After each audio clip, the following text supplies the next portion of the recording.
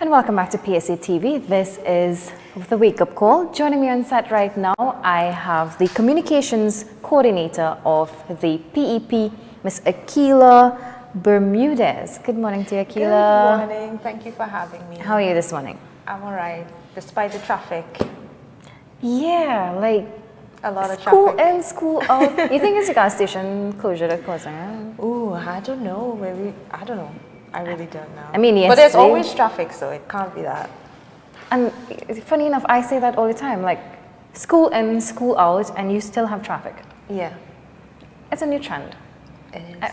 What can we do to Hashtag alleviate traffic. No, I really hope that is not a trend that will grow in Trinidad and Tobago.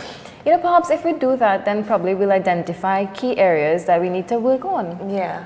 And we'll overload Twitter and IG and... That's a good idea. It Let's is! do that. Yeah. God, I just hope I don't ever end up I in one honestly of think those that we're a spots. country that like to follow trends. Like this whole thing that happened with Wassa and their pothole, Yeah. you know, that went viral and then they got it fixed. So maybe hashtag traffic. Maybe You we never can get know, that you never fixed. know. Yeah, because I mean, if you have here in today's newspaper, you have the Minister of Labour, Jennifer Baptiste-Primus, saying the youths are challenged to build a better Trinidad and Tobago, then we should, you know, bring in a little... We are challenged. That's the best word to use. Yes. Because we are following up from the leaders that never really had an interest in building a better Trinidad and Tobago. Because if that's what they were doing, I think 57 years is a lot of time. We won't be in this place today. Yeah. You know, Akiela, before we get into today's discussion, of course, Yeah. just tell us a bit about yourself. Oh, that's a hard topic because I'm so That's really- bipolar. I don't know. Well, before we came live, he was asking me why I got into politics, and I think that's a really good place to start with who I am as a person. And I always like to talk politics and religion, and I know that's two wow. The very two topics hard topics that people just stay away from. But I just think that, you know, there's a right, well, I don't want to say there's a right and a wrong, but there's always a good way and a sane way to do things. And I just like politics, and listening to Philip, like years ago, before I left Trinidad, you could see that something was wrong, because I wouldn't have, like as a young person growing up in Trinidad and Tobago, it was tough. And going outside and seeing how they operate, Yeah. it's like, why is it so different? Why is it that I don't have the things that I have out there in Trinidad? And we're such a rich country. We have things that, you know, England, the UK, and Europe don't have. And why is it that we're not living that lavish life here? And when I came back, was that 2 years ago when Philip just started to do his lives and stuff, and I saw this video and I was like, yo, this makes sense. It's passion. It's almost as if we were walking around and it's like you knew something was wrong, but you just didn't know what was wrong, and then he's there like Identifying it. Yeah, and you're like, wow, this is something that I really want to get into, and I really wanted to stand with him. Believe it or not, the last time that I was in England, which is this year, I was not going to come back. I had the opportunity to stay there and live. Yeah, and I just thought, no, there's something in PEP for me, and I love Trinidad and Tobago. I love the people here, and I just thought, you know what, no, I have to come back. I have to represent PEP and just go from there. And that is what led you to get into politics. Yes. And how has it been so far for you? I love it. You know, I can hear your passion. Yeah. And that is something that I encourage a lot of young people. Yeah. Like, sometimes you see someone probably in a profession, and you know that they're just in it because probably somebody pushed them into it for the money, for the majority part. Yes, it is for the money. But when you actually have a passion and you pursue that, you see the difference in how you perform, and you carry about yourself in a certain manner as well. And I think the way that people say politics is a nasty game, and I don't think so. I think politics is a great opportunity to diversify the economy and talk about topics and situations and come up with solutions to things. That's like a great opportunity. That is like the best thing that you could do. It gives your life purpose. Because at the end of the day, it all depends on our leaders. Yeah. And we give whatever party it is, we give them that power. But the power really lies in our hands. And the people, yes. Yeah, yeah. And as a young person as well, coming into politics, were you at any time intimidated by probably the older folks to say, well, okay, I may have an idea, but I don't want to share it because they might look down on me. Well, sometimes, I do get overwhelmed by everything that is happening and the big words and the fancy jackets and stuff, and you're just there trying to stay in the background as much as possible. And so you just put your 2 cents. I was like, yeah, you did well. So it's really hard as a young person to come out and like go against the grain, because PEP is against the grain, and to get that recognition and that respect from, elders and everybody out there. Yeah, so it is. What in your capacity, what would you say is some of the major concerns facing our youths at this time? I think jobs. Jobs. Yeah, that's without a shade of a doubt. Unemployment. Yeah, and our unemployment rate continues to grow. It is actually currently the highest in the region in a long time. The last time we've been like this, I believe it's 2001 or thereabouts. Yeah. So, we have the shutting down of many companies, and what we've seen recently as well is, let's take Petrotrin for instance. Yeah. A lot of young people come out of university and they head straight into Petrotrin. And with the closure of it as well, we've seen where a lot of young people had to carry back cars that they took on the hire purchase. As a young person, you cannot now, I want to start a family. How do I now get a loan from a bank? And it makes me wonder now, how do you expect youths to survive in a nation where you are naturally taking away opportunities for us?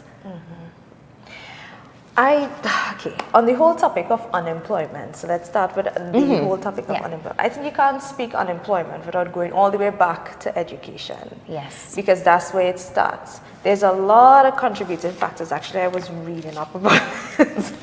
I did so much research on this when you texted me and told me about the topic that we was going to have. And there are so much things that lead to unemployment. First of all, unemployment means an individual who is employable. So you're not unemployed if you decide, okay, you do not want to go and look for a job. You're unemployed if you're employable and seeking a job and you're unable to find one. That's unemployed. And I say that because a lot of people in Trinidad, when they hear unemployed, they just automatically think, okay, well, you don't want to do anything. You just want to stay home. Yeah. You're not looking for a job. You're not doing anything with your life. You're lazy. You're this, you're that. And we just have to find that underlying cause of everything that is happening before we can just pass that blame like across the board on everyone who's unemployed right now. One thing that stands out to me in this government's manifesto, I don't know if you've ever looked at it, but you see in a tiny tucked away corner, I can't remember the exact page, but you see job creations. Yeah. However, we see the total opposite of it. No, but they always say we're going to give out 50,000 jobs, and they never say how they're going to give you 50,000 And job creations is something very, you can create jobs, anybody could create jobs. But who are you going to hire? Right. That's another type of unemployment. When you have the skill set and the area that you're from, they're not offering that job to you. So that's another. And many times youths are underemployed as well. Underemployed, that's a big topic. So you graduate, you came out of school with what, a BSc in, I don't know, biochem or something. And the other thing is, I think other organizations, they would justify that and say, well, we have the programs and we have YTEP and we have these things that we put in place for the youth. But when you think about it, if you have a government that is saying that they are doing so much for the youths and they're not taking advantage of their opportunities and stuff like that.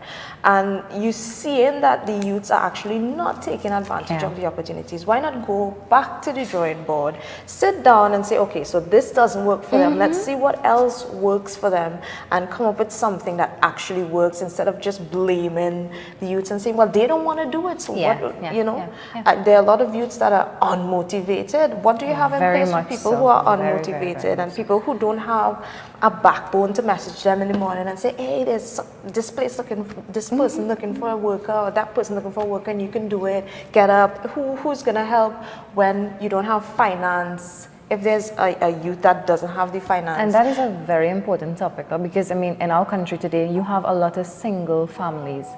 And for the most part, either parent and siblings as well, they depend on a young person. And it's usually the eldest when you start to work. So you have 3 siblings, you have a single either mother or father.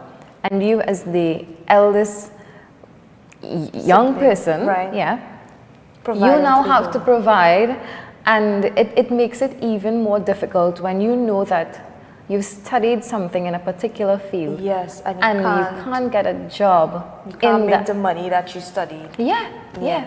So much is put out, but yet so much is gained. In your knowledge, what do you think we can do to, I don't want to say create jobs, because that is a vast topic. That's something to ask. I think someone else. I would not ask you to your opinion on creating jobs, but what do you think youths can do? Sorry to cut you off. The Progressive Empowerment Party, let's bring PEP into the conversation when it comes to creating jobs and stuff. And a simple thing, let's talk about decriminalizing marijuana and planting for exportation. And we have a government right now that is saying, let's decriminalize marijuana. They're going all over Trinidad and Tobago. I think since June they were meant to decriminalize, which was just, we all know was a stunt. But this is what I'm trying to say. After 57 years of people with degrees, I refuse to believe that they don't know what to do. They know what to do. The system is the way that it is because that's the way that they want it. The fact that they're speaking about decriminalizing marijuana and not decriminalizing it as yet. They know the value of it. Exactly. But so again, that's everything job creation comes with right an there. agenda. That is job creation, decriminalizing marijuana, growing for exportation, bringing in revenue. That's diversifying the economy, the word that our PM hates so much. That word. I mean, and you can't just say this PM alone, because past governments have also spoken highly about diversification. Now we've heard transforming the economy. So it went from diversifying, which we've not really seen anything. I just think that we need a plan.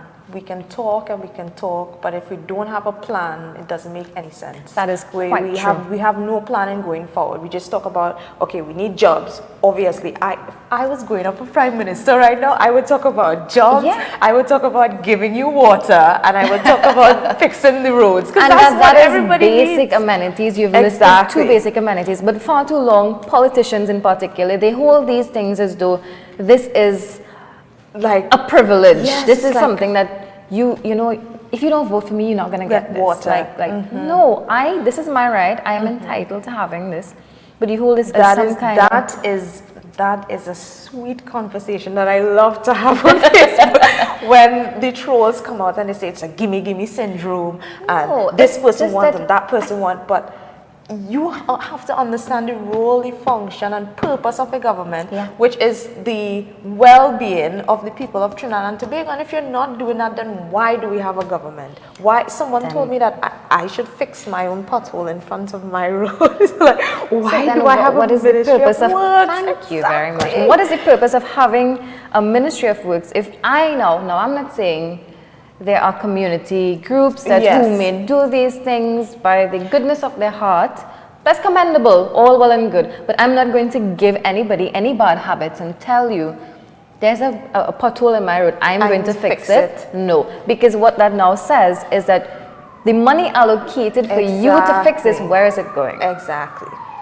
And nobody knows. And that's, I mean, so many times we have misappropriation of funds and then it's like, there's a magician inside there or Yeah. something. Money just comes in and it just goes. magically disappears. Like nobody discussed what happened to our last budget. Where did that money go? Did we actually spend that money? When have we ever had a budget where you actually saw the money where they said they were going to spend in certain sectors actually was spent in that area? We've seen over time national security got the highest chunk. This year, however, education took the highest. I don't want to misquote figures right now, but education actually got the highest.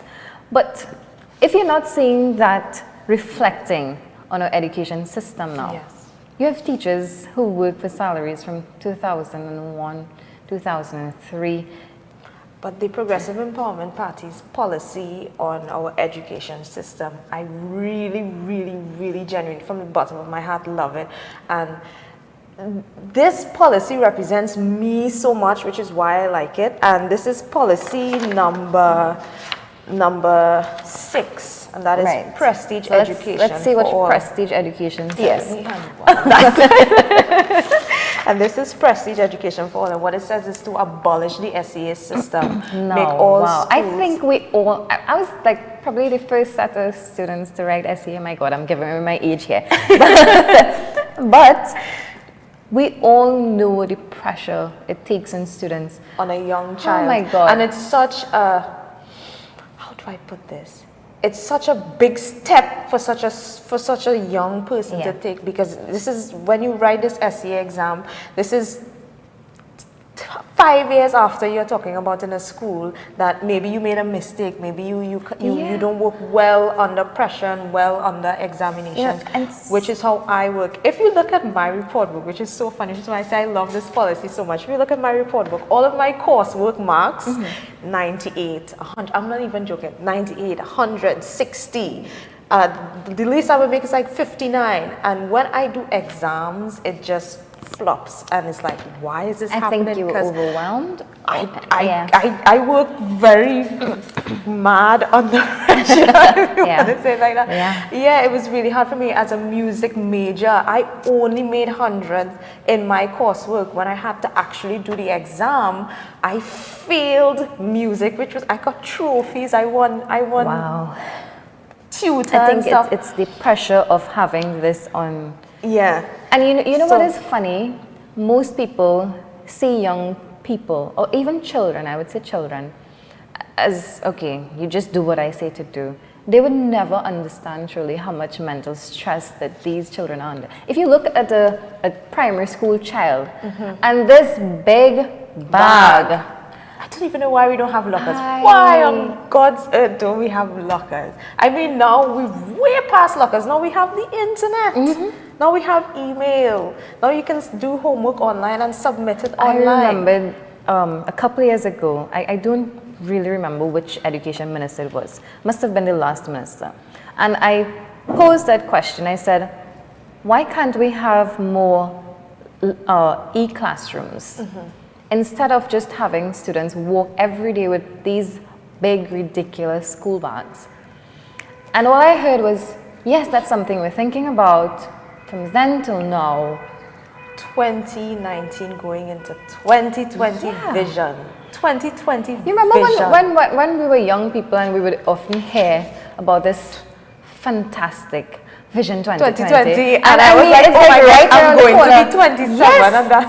I'm like, okay, Vision 2020 is like right there. It's Yeah. almost 2 months away, and it's like It's nothing. it didn't live up to its hype for changes. me. Yes, I was yes. hyped and I was ready to see what 2020 20 would brings. look like. And you know, But even but even for, well, like I was talking about the prestige education and the abolition of the SEA system, we make all schools 10-year zone schools, and we create a GPA system, which is a grade point average Yeah. system, which that's a great system. And this isn't only going to monitor the performances of the students, but it's also going to monitor the performances of the teachers That is fantastic. and the principals. Because my music teacher, we go back to my music teacher again, he never gave us actual work. we would just go into the music room and we would sing and we would play pan and stuff like Right. that. So when CXC came around and they bought actual work for us to do the exam, I was like, Right, so you all were just doing what is practical this about? and not we theory? were only doing practical, no So no theory, theory? no theory at all. I kid you not. Every single student failed music, and that teacher had no consequences to pay for that, because Wow. that was a clear indication that something went wrong. But all they did was blame the students and said, well, okay, they didn't understand That the is work. common. But some teachers actually do this, and that wasn't the only teacher that did that in my. I remember school. we had a history teacher as well, and she would just come in the classroom, yawn, sleep. We reported it, but again, who's going to pay attention to these things when you have corrupt systems? Exactly. And I had one fall asleep on us in class, and they put glue in his hair. And he just left, and we just had a free period. And that's how it goes, because again, we have no sort of accountability. Right. So for that accountability, the Progressive Empowerment Party says create a constituency education board of supervisors that monitors all these things. Why don't we have these things in place? And not to bring mental health into this again, but it's something that teachers suffer as well. And you can't have a teacher bringing their home stress into a working environment. No, but what is the system that and the we have teachers nothing to working monitor it with? right now. Exactly. We They have don't have nothing. a system, they don't have a structure, so it's just like everything is just all over the place. And it's affecting the teachers, it's affecting the students, it's affecting the home. It just goes in a domino effect all the way down. And I'm looking at number 7 here. You have Higher education. Higher education and skills That's training. another great one. The funny thing about this policy is while I was going through this pamphlet, well, for the first time, I only kept reading, obviously, home ownership for all. I was like reading that one, zero deposit, zero interest. So, and I never really read 7, and one day I was like, okay, let's read the entire thing. And when I saw make education finance available that can be repaid either as a loan or through public service, I was like, this is good. I was like shocked. I was like, this is what I represent. This is very different from this is GATE. It's foolproof. It's all right. So let me just read you briefly number 7. So it says, make education finance available that can be repaid either as loans or through public service in disciplines deemed essential to national development. And it goes on to say, establish assessment facilities for skills and trades certificates. Trades. We'll get back to that. Develop a national trade and skills master plan to guide career choices. Trades. We often treat people with blessings who are blessed tradesmen as though you are nothing. And some of the best tradesmen actually come out from this country. I don't think we have any. We have nothing to develop it. Yeah, we have nothing to develop it, and the only thing that we have right now is entrepreneurship. If you start your own business and you have the finance to start, well, you're lucky. Your last name is startup capital. Bermudez. If your last name is Bermudez, like mine, and you have the backing. With like what? A Calising? Okay, you probably you register your business in like 5 years or something. But even to register your business, it's just and so startup stressful. capital. I don't know. I get overwhelmed even when I'm doing pep talks. Every Wednesday it airs on Progressive Empowerment Party page. That's just a plug in there. even when I'm doing pep talks and you're actually sitting down and talking about these things and all the issues in Trinidad and Tobago, they just get so flustered because there's so much going on. And then our Prime Minister just comes on and he says, well, you're lazy and you're not doing this and you're not, and blame. I am not for blaming the people at all, because we just have to work with the system that we have. That's what I said. And you all are creating a system for us to work with. So you can't really blame the people of Trinidad and Tobago. That's absolutely wrong. I'll never stand for that. It's a reaction that people have.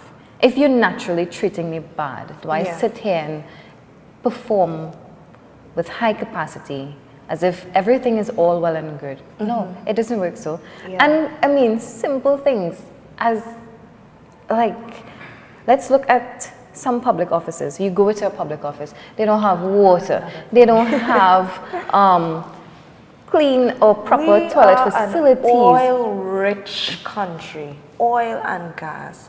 It just doesn't add up. And I'm a young person, 20 years old. Okay, maybe a few years old. 20 plus young, something. I can see that something is clearly wrong. Something is clearly off. It doesn't make sense when these ministers of high stature come on TV and they speak. It does not make sense. Something isn't right. But you know the whims and fancies of proper words and fancy words and big words, and like sometimes kleptocracy. Yes. I don't know if I pronounced that right. Kleptocracy. Kleptocracy. and you use these words and you baffle people with whatever you think that the average person may not understand what you're saying. So we think, okay, he sounds brilliant, so maybe he is brilliant.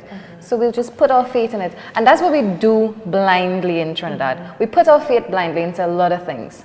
So you hear something and you say, well, okay, this sounds good. I'm not going to do any research on it. The Progressive Empowerment Party is advocating very hard to change that. Our drive right now is to educate and empower. Education is power. Yeah. So when we go out there, our number one thing is just to educate, get the information out there so that when they come to us with their, we're going to make a better country, you can say, so 57 years now. He now decided to do Why that. you now decided to do this? Why is it that you haven't diversified? Why isn't it that marijuana isn't decriminalized? Why do we still have a SEA system? Why is it that, you know, we don't have 24-hour water in our taps? Yeah. We bring in these things to the conversation now, the Progressive Empowerment Party. I like the clean, reliable. Let me just reiterate that word. Reliable, because for Trinidad and Tobago. Water. Funny thing, this is funny, because I read UNC's, was it 2010? Yeah, 2010. This was the manifesto they used to get into power. I think it was 2010. And it says, that, as she said, and I quote, we are going to fix all water pipes. We are going to fix all leaks. And I'm like, did she fix all the leaks? I'm still trying to figure out if we fixed all these leaks yet, because I still see leaks all over Trinidad and Tobago. This, I don't know. It's just, it's a lot. I don't know. Sometimes as a young person, you don't just want to pick up yourself and say, you know what, Trinidad, that's it. Yeah, and just leave. Yeah. And now this but is I think a it's brain a love drain. for our country that brings us back like me. Yes. It was the love of this country that brought me back. Even my mom, she's in England, bless her, she's watching. I hope she's watching. Morning, mommy. And she's in the cold freezing. And she always comes back to Trinidad for carnival or just to enjoy the sun or the beach or go to Tobago and have some crab and dumplings. Home is where your heart is. You know, home is where your heart is. And it's just, it's a very sad thing to see what the country is coming to, the separation and nobody seems to care, except, you know what? I am really proud of the conversations. Like, I know so many times we see things on social media and we see a type of conversation, but I'm happy to see of late that the conversation in which young people are having, it is because really I think commendable. the Progressive Empowerment Party was the first party to start speaking about why we don't have more young people in politics, why we're not seeing more young people getting that spotlight, why we have so much dinosaurs in office, like why we continue to vote. And that's the same. another concern. That's another concern. That's another concern. Yeah. I mean, you have the same. You know what's the definition of madness when you do the same thing over and over and expecting a different result? PNM UNC. And I think we just have a hope, which is a dead hope, that if we vote just one more chance and we just keep going one more chance and eventually we would wake up and we would realize that we're living in Venezuela. Yeah, eventually we would realize that. And another thing, a point that I always bring, a lot of people are angry at the way that Philip comes across, because he always comes across so angry. I don't think it's angry, it's passion. He comes across as angry to people who are looking on, right? But if when you're in a state of going through the trash cans to find food to feed your child, then you would say, hey, we need a Edward Alexander to stand up against our Prime Minister and what our governments are coming to. We are not to sit down and play smart with shipments right now. Now is a crucial time. We actually have a chance to change Trinidad and Tobago and bring it into a first world nation with all these plans and all these policies that the Progressive Empowerment Party has to offer to Trinidad and Tobago and the people of Trinidad and Tobago. So we are lucky now to have this opportunity, and we need to ride it to 2020 general elections. You know, so we have to go hard, and we have to pull out all these stops. And I thank God for Philip, because I don't know if I would have come to the realization. All this beacon of knowledge would have just stayed in here. She probably would have gone England. I would have probably been in England. Probably would have been having some children, tea. Yes. and some, what do you call it? No, not croissants. That's Paris. I'd rather probably been in Paris. Let's see. Something that stands out to me here is, again, I don't know, I'm just going to read like what my eyes falls on. Yeah. So, from employee to employer. Yes. Startup support for small businesses with demonstrated potential for success. Operational credit to assist with recurring expenses of rent, electricity, and raw materials for approved projects, monitored by dedicated case officers and designed to achieve profitability in quick time. Again, they always say that we have, let's use food card, for example. That still exists, yeah? Yeah, it still exists. I mean, it's like there but not there, because you don't... A conversation that we were having is, what is the purpose of a food card? What is it? So the purpose of a food card, to my knowledge, is to buy food. Yeah. Right. So how you go about getting a food card is you're supposed to get your social worker in your area to come to your home and identify what is the problem in the home. So and if the then you problem have is a food card of unemployment, limits of...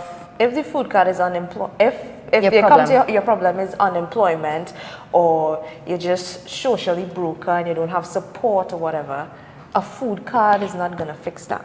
No. What we need is jobs. What we need is counseling. What we need is for someone to go into the home and actually, because the food card was probably meant to be a boost, but a boost to what? Yeah. When you have a boost and you don't have a job, you're always going to be on the dependency syndrome, always going for a food card. Funny enough, you now have the government saying, okay, we're gonna try to make Trinidad and Tobago less dependent. But here it is, you're naturally, babying the population. And not everybody, of course. But I mean, see, again, I don't ever like to bash the population because if this is the environment that we are in, because I have a baby, I have a daughter, I'm a single mother, she has a great dad, don't worry about that.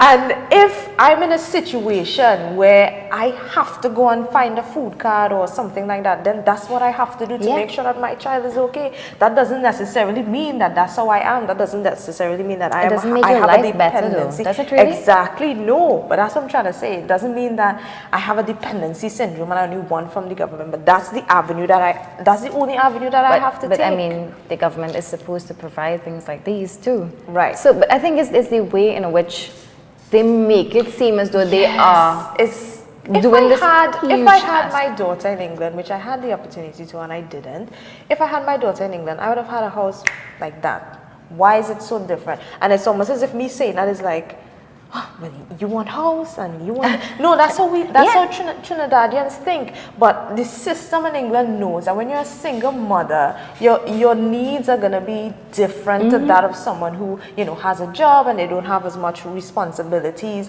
Why is it that we can't see that here? That when, we have a single mother, we can put them up on the system and say that, okay, this person needs a 2-bedroom house or 1-bedroom house. He has 4 kids. They live in a shack in Point Fortin. Why is it that these people not getting help? Or is it that they see it, but they just choose to play politics with it? I don't know. I always draw example to negotiations, for instance, for public servants. And we've seen year in, year out negotiations, hit the streets, write to relative ministers, nothing. But around elections, and this is where the politics come in. And I just moved there. See this? No, and they have no shame with it. They come and they say, well, this time we're going to do this, we're going to do that. If I go back to where I was originally from, like when I was like 9 years old, growing up, going to primary school and stuff, it is the exact same way. So who do I blame for that? Do I blame our current government, or do I blame the government that was there before? Because that was when I was 9 years. Yeah. That was years ago. That's 2 administrations I passed through. And they would say that, well, PNM had office longer, or UNC had office longer. If PEP get into office, 4 years. I cutting it down. Philip say 5. I say 5 years is all we need to fix this country, because we have the money, we have the resources, we have the people that are willing to work, and we are in a era now that is social media and Instagram. People want things, people want to live the life, and I just think it's time now to wake up. I think PEP has a great opportunity right now. We are so close to 2020 general election. We are putting in the groundwork. November next month, November 2nd, in San Fernando, we're opening our South Hub. Oh wow! Yes, it starts at 4 p.m. I think it's someone just message and tell me if it's 4. It starts at 4 p.m. and we're so looking forward to that. We're gonna have young speakers. Michelle Davis is gonna be there. Philip is gonna be there. We're gonna have the whole PEP crew come out. Felicia Holder, such an awesome soul. We're just a great party with great, enthusiasm, and the Progressive Empowerment Party is normal people like me and you on the street that realize, hey, we could just said you were bipolar.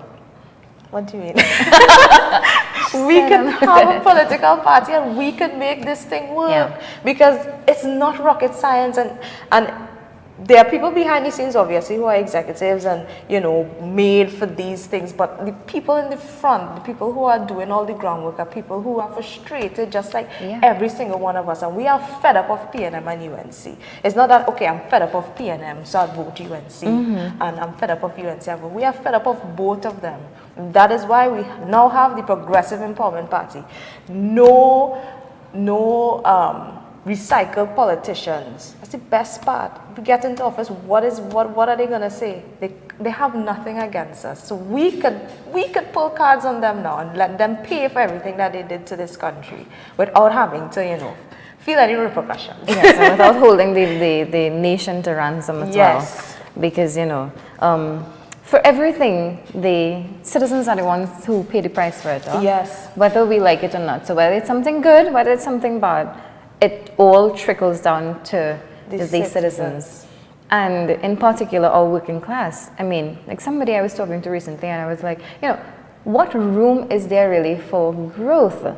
You naturally have the working class at a particular level. No room for promotion. No. Another thing to look at as well is young people, since speaking about young people particularly, our working hours are so long. We work 9 to 5, that's all day.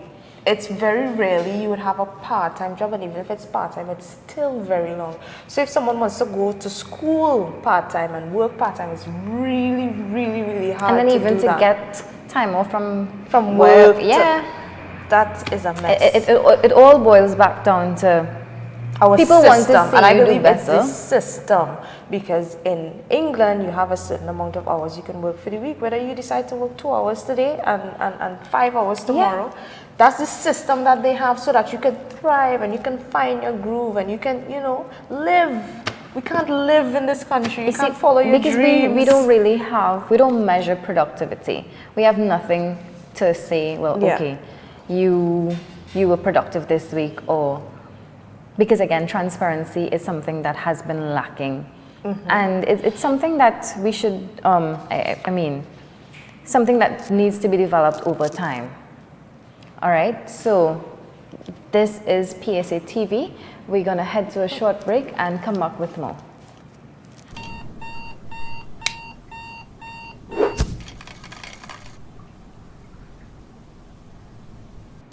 And welcome back to PSA TV. I have on set with me the communications coordinator for PEP, the very young and passionate and very dynamic Akiela Bermudez, who did not work with Bermudez biscuits for me. That was such a traumatizing thing for me in school. It was. They used to call me Bermudez. I would never want to have a popular name. I would nope. Akiela, before we wrap things up for today, let me just ask you your closing comments. This is where my brain works somewhere, like I have to see something before I can I actually wrote my closing comments, but I won't read it. I just want to say that we need to stop allowing governments or our prime minister to get into our heads, you know, and call us lazy and lackadaisical and sluggish and stuff like that. The better conversation to have is, why are we so unmotivated? What is it that we can do to fix the youths of Trinidad and Tobago? That's a conversation they shouldn't be having now. We could have now because they've had the time and they've had, you know, the resources to put things in place and really sit down and help the youths of Trinidad and Tobago. And there's just so much things that lead to unemployment. Some people need motivation, some people need finance, some people don't know how to write a resume. There are a lot of things that come into play. We can't just blame people of Trinidad and Tobago across the board. And so the Progressive Empowerment Party is saying, let the governments do their job. Yeah. Sit down, put things in place. Well, let us do the job for you now, because we have already we've given them their chance. And the task was given at hand to the young people, right? Yes, and the task was given to the young people. So let the Progressive Empowerment Party work for you now and really show you that this is a lovely, blessed, amazing country, and we can live a first world lifestyle, and we can diversify the economy. And there's so much things to do here in Trinidad and Tobago, and we can be happy, and we can enjoy carnival, and we can be safe, and we can have 24-hour water. These things are not magically gonna happen. We need a plan, and the Progressive Empowerment Party has that plan.